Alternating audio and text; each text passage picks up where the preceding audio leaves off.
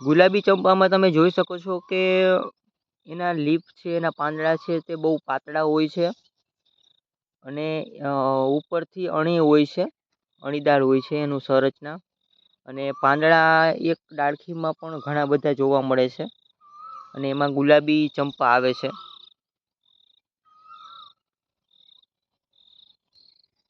હવે આ છે સફેદ ચંપો.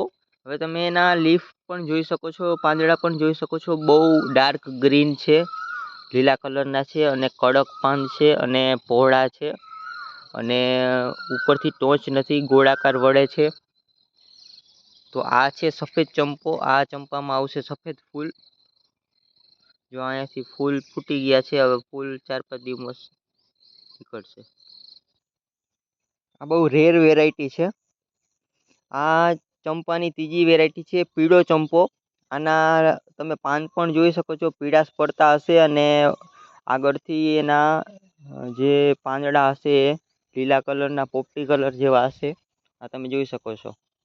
અને જે ઓલ્ડ થશે, જૂના પાંદડા થશે, એ પીળા કલરના થશે અને આમાં પીળા કલરના ફૂલ આવશે. તમે જોઈ શકો છો, અહીંયા પીળા કલરનું એક ફૂલ આવ્યું છે.